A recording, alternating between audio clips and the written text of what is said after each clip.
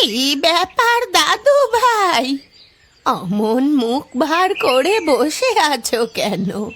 মন খারাপ? না, কিছু না। কিছু না বললেই হলো। তোমার মুখে স্পষ্ট দেখতে পাচ্ছি আশ্বিনের কালো মেঘের ছায়া। ও দাদু ভাই, বলো না কি হয়েছে তোমার, বলো না। পুজোর আর 7 দিন বাকি। আমার স্কুলের সব বন্ধুদের নতুন জামা হয়ে গেছে, এখনো আমার হলো না। ও দিনু, ও হারু, কোথায় গেলি রে তোরা? আমাদের বিলের কথা শুনে যা। আমার ছোট কাকা দীননাথ হালদার ছুটে আসে বাগানের দিক থেকে, মুখে ঘামের রেখা, হাতে বালতির জল। কি হয়েছে গো, অমন হাঁক ডাক করছো কেন? বাগানের ঘাসগুলো পরিষ্কার করছিলাম তো। আহ, রাখ তো তোদের কাজ। এদিকে যে একটা বড় কাজ পড়ে আছে, সে খেয়াল আছে তোদের? কেন, কি হয়েছে? আমার দাদু ভাইয়ের যে নতুন জামা হয়নি, সে খেয়ালটা আছে তোদের? কি হয়েছে গো মা? বিলেটা কি আবার নতুন বায়না করেছে? উফ, বড় খোকা, ছেলেটাকে সব সময় অমন বকিস না তো। দেখছিস তোর ভয় কেমন লুকিয়ে আছে। দাদা ঠিকই তো, পুজো এসে গেল, এখনো আমাদের বিলের নতুন জামা হয়নি। এটা তো সত্যি খুব অন্যায়। ওকে বলে দে এবছর ওর পুজোর জামা হবে না। এবারে হাপিয়ালি পরীক্ষায় অঙ্কে কত পেয়েছে জিজ্ঞেস করতো ওকে। কোন মুখে ও নতুন জামার কথা বলছে? আহ, বড় খোকা, এখন এই সব বলিস না। মা দুর্গার আশীর্বাদে পুষ্পাঞ্জলি দিলে বার্ষিক পরীক্ষায় অঙ্কে 100-তে 100 পাবে।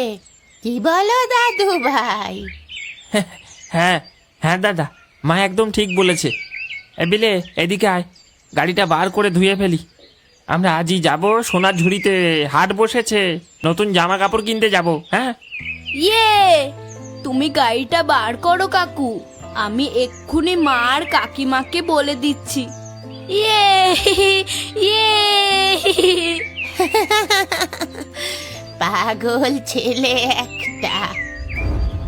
দুপুরের খাওয়া দাওয়া সেরে আমরা বেরিয়ে পড়লাম সোনাঝুরির উদ্দেশ্যে। সাথে ছিল বাবা, মা, কাকা, কাকিমা আর আমি। আমাদের সেই পুরনো গাড়িটা ধাতব লাল রঙের, অর্ধেক রং উঠে গেছে, তবুও যেন পারিবারিক ঐতিহ্য। গ্রামের মেঠো রাস্তার আল ধরে কাকা গাড়ি চালাচ্ছিল, আর আমি বসেছিলাম তার পাশে। দুই পাশে সবুজ ধান খেয়ে, মাঝে মাঝে জোঁকের মতো আঁকা বাঁকা জলকাদা পথ। আমাদের গ্রাম থেকে প্রায় 10 মাইল দূরে সোনাঝুরি, সেখানে বসে সপ্তাহান্তের হাট।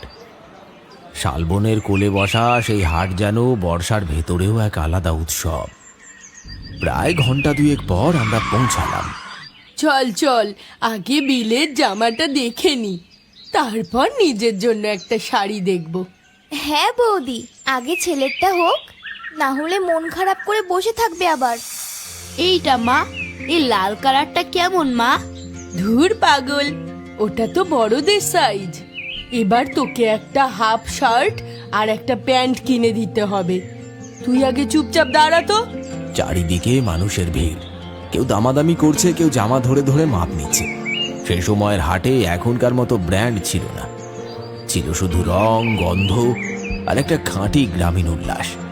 আমাদের পরিবারের হাতে খুব বেশি টাকা পয়সা ছিল না, তবুও মা কাকিমা মনের মতন করে দোকান ঘুরে ঘুরে জামা খুঁজে যাচ্ছিল। তখন আমার মনে এক আনন্দ। এই বিলে আয় তো, এই জামাটা কেমন লাগছে দেখ তো।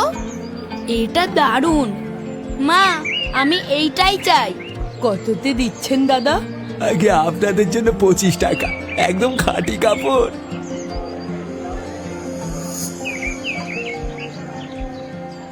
জামাটা হাতে পেয়ে আমি যেন এক অন্য পৃথিবীতে চলে গেলাম।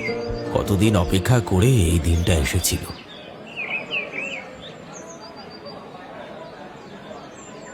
কি গো, তোমাদের হলো?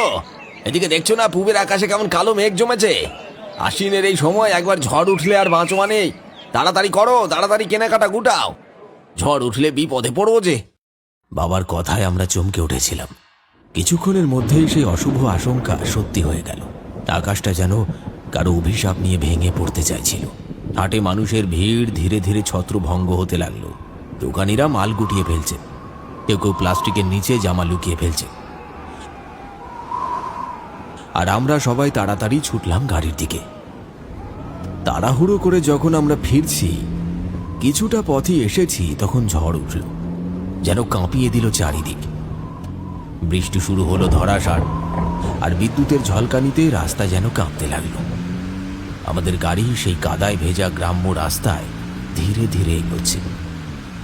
রাস্তার দুই পাশে আশ্বিনের ধান ক্ষেত দুলছে হাওয়ায়, যেন ভয় পেয়ে মাথা নাড়ছে। মা আর কাকিমা তখন ঠাকুরের নাম জপছে। আমি সেদিন মার কোল ঘেঁষে পিছনের সিটে বসেছিলাম। বাইরে ভয়াল প্রকৃতি আর গাড়ির ভিতরে ঈশ্বরের নাম, যেন দুটো ভিন্ন জগৎ মুখোমুখি।